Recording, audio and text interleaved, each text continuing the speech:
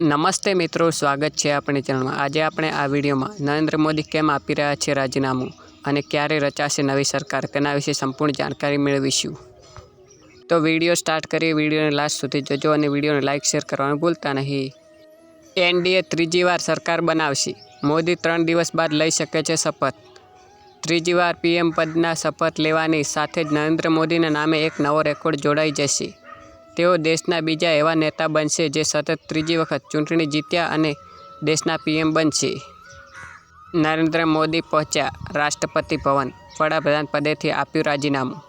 લોકસભાનું વિસર્જન થાય છે ત્યારે વડાપ્રધાને તેમના પદ પરથી રાજીનામું આપવું પડે છે। આજે સવારે જ મોદી કેબિનેટ 17મી લોકસભાનો ભંગ કરવાની ભલામણ કરી હતી। લોકસભા ચૂંટણીમાં એનડીએ બહુમતી મળી અને તે ત્રીજી વાર સરકાર બનાવવા જઈ રહી છે ત્યારે નરેન્દ્ર મોદી વડાપ્રધાન પદ પરથી રાજીનામું આપવા માટે રાષ્ટ્રપતિ ભવન પહોંચ્યા છે। તેમણે વડાપ્રધાન પદેથી રાષ્ટ્રપતિને પોતાનું રાજીનામું સોંપ્યું છે। આ સાથે નરેન્દ્ર મોદીએ લોકસભા ભંગ કરવાની પણ ભલામણ કરી છે। રાજીનામું કેમ આપવું પડે છે? વડાપ્રધાન નરેન્દ્ર મોદી રાષ્ટ્રપતિ ભવન પહોંચી ગયા છે। મોદી કેબિનેટ 17મી લોકસભાને ભંગ કરવાની ભલામણ કરી છે। આવી સ્થિતિમાં જ્યારે લોકસભાનું વિસર્જન થાય છે ત્યારે વડાપ્રધાને તેમના પદ પરથી રાજીનામું આપવું પડે છે। આજે સવારે મોદી કેબિનેટ 17મી લોકસભાનું ભંગ કરવાની ભલામણ કરી હતી। સૂત્રોનું કહેવું છે કે પીએમ મોદી 8 જૂને વડાપ્રધાન પદના શપથ લઈ શકે છે। 8મી જૂને યોજાશે શપથ ગ્રહણ। નવી સરકારની શપથ ગ્રહણની તારીખ અને સમય પણ નક્કી કરવામાં આવ્યા હોવાનું સામે આવ્યું છે। સૂત્રોના જણાવ્યા પ્રમાણે વડાપ્રધાન નરેન્દ્ર મોદી શપથ ગ્રહણ સમારંભ 8મી જૂને સાંજે યોજાઈ શકે છે। આ અંગેની તૈયારી પણ મંથન ચાલી રહી છે। નવી કેબિનેટમાં ચહેરાઓ અંગે સાથી પક્ષો સાથે વાતચીત અને બેઠકોનો દોર પણ તેજ બન્યો છે। 2-3 દિવસમાં આ નામો ફાઇનલ થાય તેવી શક્યતા છે। લોકસભા ચૂંટણીના પરિણામો અનુસાર એનડીએને 292 બેઠકોથી સંતોષ માનવો પડ્યો, જ્યારે ભારત ગઠબંધનને 234 બેઠકો મળી, જેમાં ભાજપને માત્ર 240 અને કોંગ્રેસને 99 બેઠક મળી છે। ચંદ્રબાબુ નાયડુ ટીડીપીને 16 અને નીતિશ કુમારની જેડીયુને 12 બેઠક પર જીત મેળવી છે।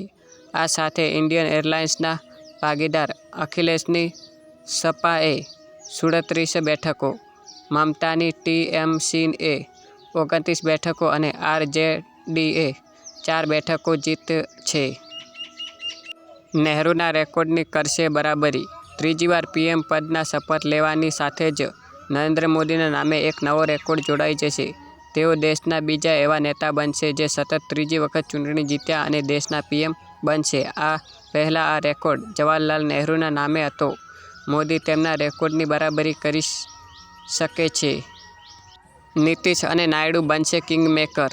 ચૂંટણી પરિણામોની વાત કરીએ તો એનડીએને બહુમતી મળી છે, પણ ભાજપ પોતાના દમ પર બહુમતીથી દૂર છે।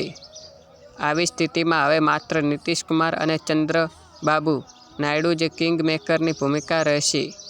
લોકસભા ચૂંટણીના પરિણામો અનુસાર એનડીએને 292 બેઠકોથી સંતોષ માનવો પડ્યો, જ્યારે ભારત ગઠબંધનને 234 બેઠકો મળી, જેમાં માત્ર ભાજપને 240, કોંગ્રેસને 99 બેઠકો મળી છે।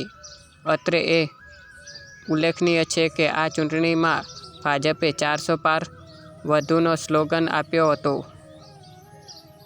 તો આ વિડીયોમાં આપણે જાણ્યું નરેન્દ્ર મોદી કેમ આપશે રાજીનામું અને ક્યારે રચાશે સરકાર અને ચૂંટણીના પરિણામ શું આવ્યા તેના વિશે સંપૂર્ણ જાણકારી મેળવી। તો વિડીયો સારો લાગ્યો તો વિડીયોને લાઇક શેર કરજો અને આવા જ જાણકારી સભર વિડીયો જોવા માટે ચેનલને સબસ્ક્રાઈબ કરજો। Thank you for watching video.